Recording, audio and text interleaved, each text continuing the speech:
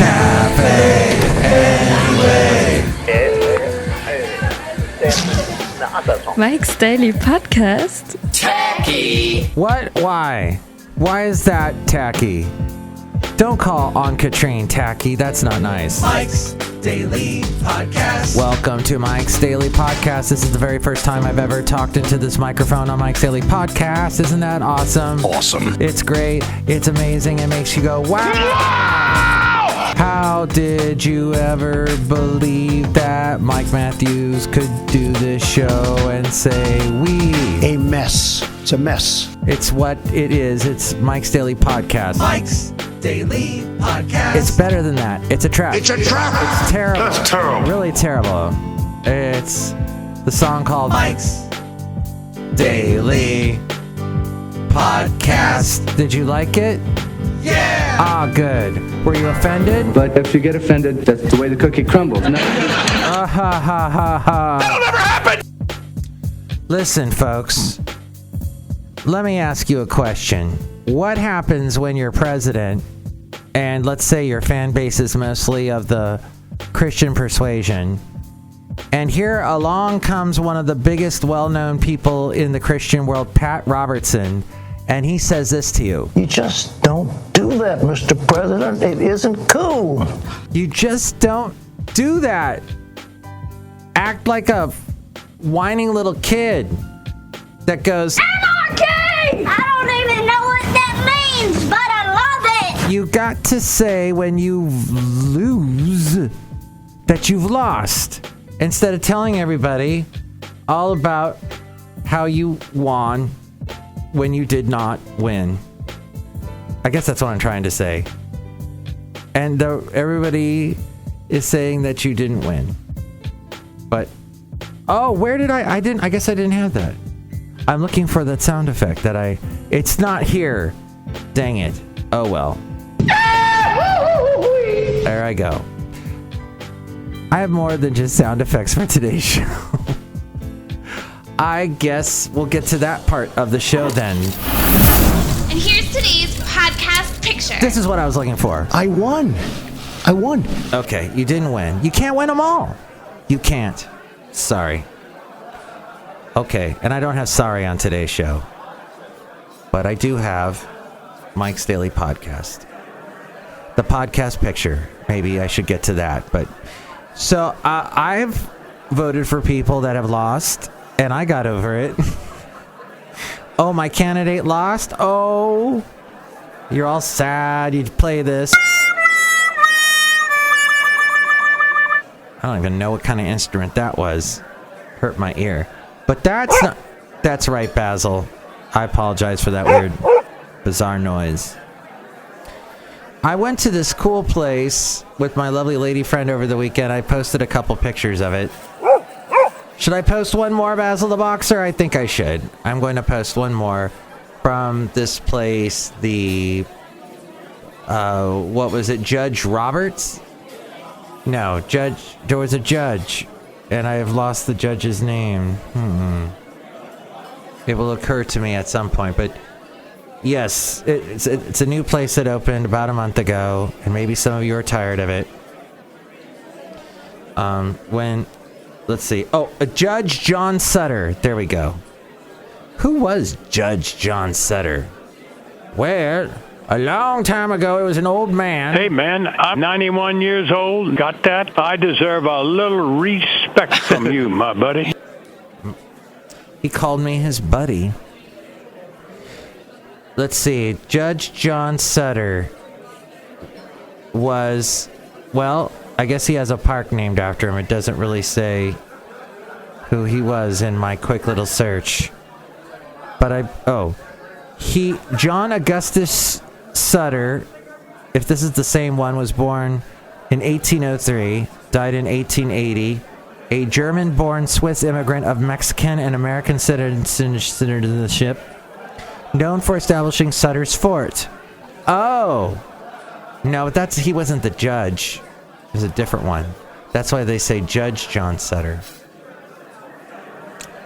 Well, I don't know. But it is in an interesting area because this park is actually rich in transportation history. It's right there at the base of the Oakland Bridge. The new Oakland Bridge. It actually is in the place of what used to be the old Oakland Bridge. Whoa. Yeah, and it also at one point was the historic electric railway key system that operated there on a train trestle between 1903 and 1939, carrying passengers to a ferry terminal far out in the bay to cross over to San Francisco. Don't you love people that talk like this? Isn't it awesome? Awesome. It's a nightmare of a show. Carrying passengers to a ferry terminal far out in the bay to cross over to San Francisco. Later, the ferries were replaced by streetcars that ran across the lower deck of the bridge until 1960. And then they took that part out, and then you could go in a car, and then more cars. All kinds of cars. Unless you like to swing across the bridge. Okay, I'm done with that. I've fallen, and I can't get up. All right. Cafe, anyway. Mike Matthews here. So, where I like to... Oh, here's the thing. When I have had one of these days, it was not a winning sort of day. It was one of those days where nothing goes my way type thing. Lots of stuff goes wrong. And it's a mess. A mess. It's a mess. And I found that when I am buried in stuff, doing other people's stuff, everything compounding upon me, everything going crazy, I must say that it is very difficult for me to laugh when someone makes a joke. When someone comes along and goes, Mike, hey, it looks like you're drinking some water. You sure look like water. That water looks like... That doesn't actually look like water. That looks like vodka.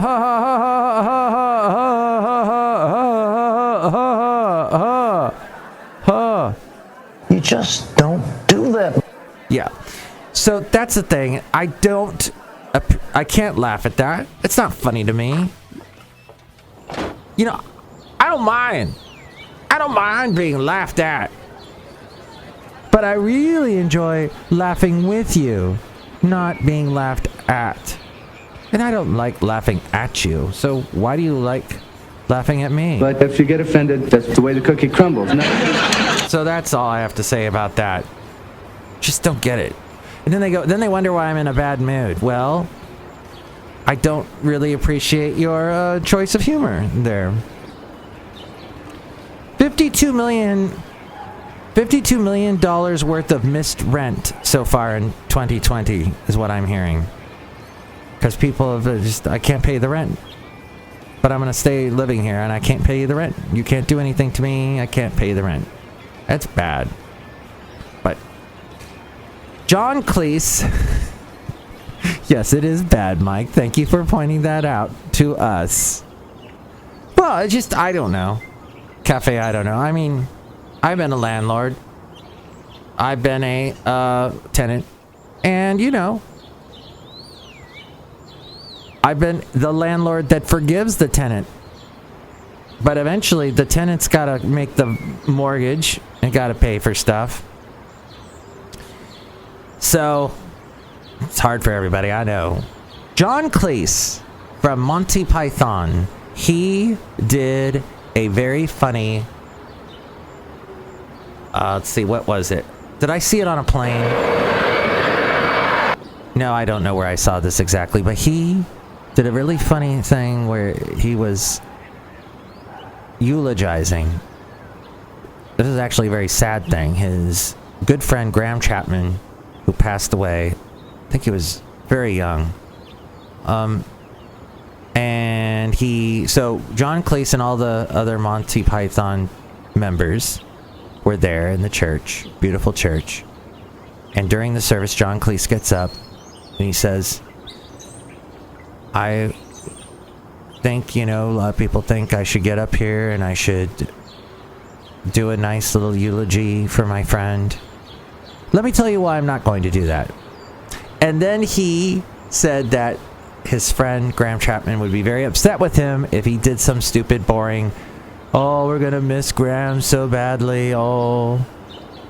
And he goes, no, in fact, Graham Chapman would prefer if I... And then he says a bad word or two. In the church! That's not very cool. You just don't do. And so... But it is on YouTube. This happened years ago. I'm also thinking of another great British person. I think he was British. Well, I think he was Turkish background. If I followed the movie correctly. I finally saw Bohemian Rhapsody. And the great Freddie Mercury. And I watched that movie. Yes, everybody raved about it, said it was so good.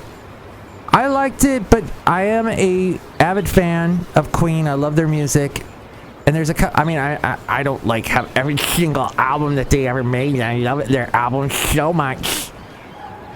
That sounds like Chely Shoehart, I know. But it is sort of the go-to nerdy voice. So, I have seen or listened to just about every album. I didn't know that Freddie did a song about his cat called Delilah.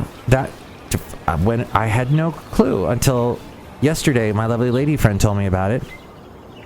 And then in the movie, you see he's got all kinds of cats. Yeah.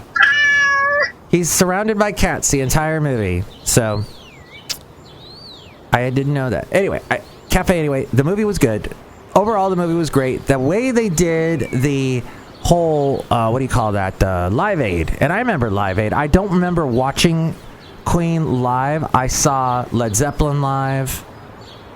And who else sticks out in my brain that I saw live? I think I saw Phil Collins perform one of his songs. He had just taken the Concorde jet and flown over, and he was singing Against All Odds. I think he did that song twice, once in Wembley and then once in Philadelphia. But I did not see the Queen. So Queen did a fantastic performance. Radio Gaga, I think they did Bohemian Rhapsody, We Are the Champions.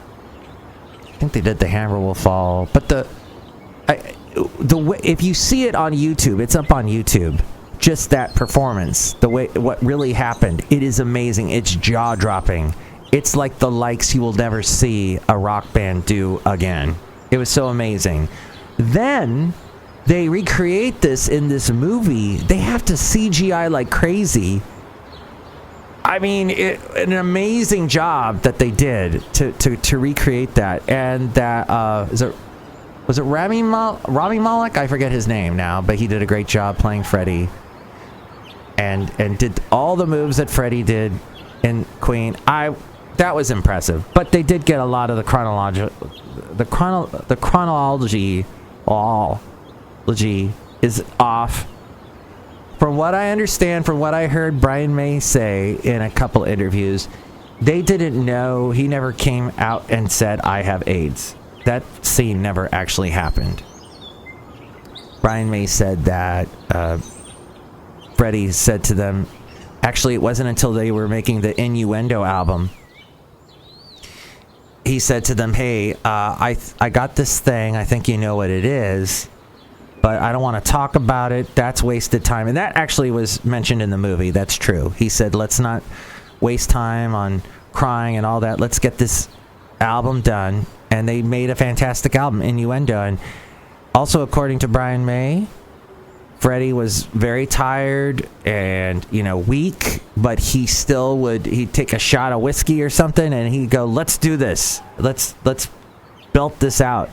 And when you hear the song The Show Must Go On, which is the closing song in the credits of Bohemian Rhapsody, you hear the last just explosion of brilliance coming out of that great man.